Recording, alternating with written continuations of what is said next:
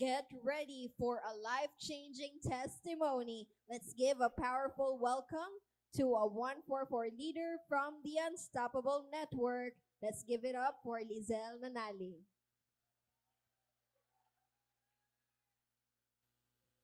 Good morning, everyone. Kulba. So first, I would like to thank our pastor and pastora. Salamat po sa opportunity to share my testimony today. So ako di ay si Lizal, no? Sa wala pa kaila sa kuha.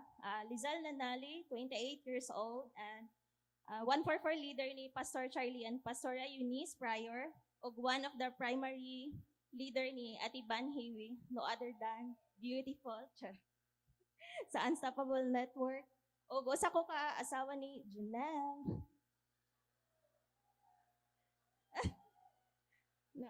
Pawala sa ako kulba. No. Og usa ko ka inahan sa duha ako ka mga buotan na mga bata si Gabriel and Ezekiel. Og 11 mi ka igsoon og ikakuan ko ikatan. Grabe ka kugihan sa akong ginikanan. So before I knew Christ, akong life is grabe kagubot. Og way kalinaw sa kasing-kasing. Nagdako ko nga layo sa akong parents tungod kay kinahanglan nila manarbaho sa syudad kay bukid man amua. So ang kauban ra nako sa among balay is ako ang igsuon ug manghod sa pila ka tuig. Before, muskwila sa una nga nagkagidlay tungod kay walay mama nga mag-atiman. So samtang nagdako ko, normal sa kuha ang mamalikas, mamakak, ug even magsukol-sukol sa mga kuya, even kanang manguha og kwarta. Then tungod kay way nagtudlo sa muaw ug walay nagmatuto sa matag adlaw. Ug samtang nagdako ko, dili gid mi close ako ang mga igsuon kay feeling nako before kay nilngig kanang king ba. Nilngig o kanang hilas tungod kay wa ko'y nagtudo sa amua o kanang sa relationship gid nga deeper gid as family. Maibog na lang ko sa uban pamilya nga close kaayo sa matag usa. Then till 2008 namalhin mi sa Pilsaga, Bunawan, Agusan del Sur kay tungod kay dito na na-assign ako ang papa. Though uban na akong parents pero naagi hapon ang hawang sa kuang kasing-kasing. Pag abot ako high school, dito nagsugod ako ang mga bisyo. Barkada, inom, uyab-uyab, even sigarilyo. Pero wala kabalo akong parents sa una, kaya inana ako ang binuhatan tungod kay hilumon man kitahay ko pag abot sa balay. Fast forward, pag-graduate na ko high school, excited kay ko mag-college na pero nahugno ang tanan kay giingnan ko sa akong papa na dili ko niya paskwilahon.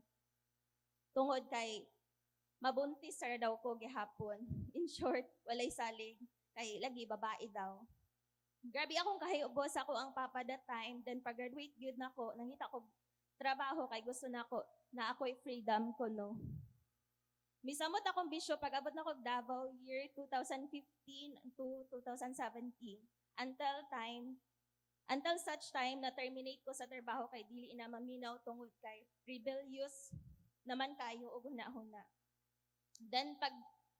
Then gihimuan pagidog mga maot ng mga storya. Pero that time kay wa ko'y pakialam, then niuli ko sa among balay, pero tungod sa akong kahiubo sa ilaha, wala ko ganahi og puyo og balik sa amoa. Then akong gikontak akong ate diri nga na-assign sa Butuan. Kay diri man siya nagtrabaho before. Year 2017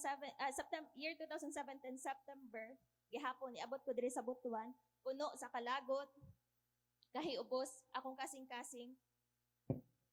With the help of the people nga akong nakaila, nakasulod ko sa as service crew sa McDonald's downtown. Then sa akong pagsugod ng trabaho, na-meet na ko si Junel. No, and wa ko nag-expect nga pinaagi sa iyang kinabuhi o pinaagi sa life sa akong mother-in-law, niabot ko sa GCM. Thank you, Lord. Then pagsugod na ko og journey diri sa GCM, dili gid siya sayon kay lisod kaayo tungod kay naanad ko sa cycle sa akong og na life.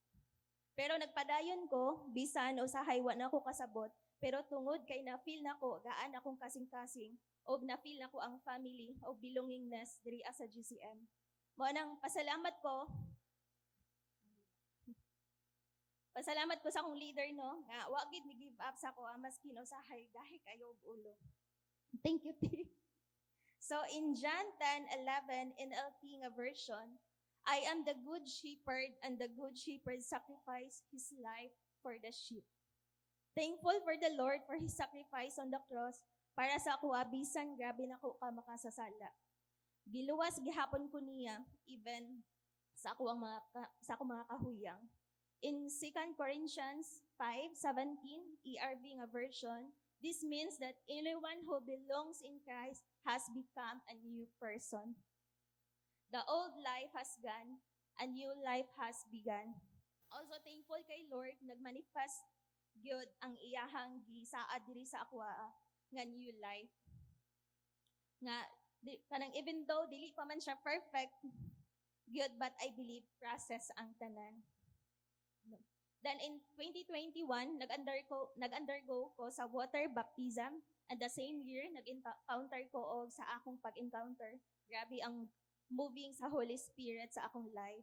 The Lord renewed me and the time I feel complete and whole.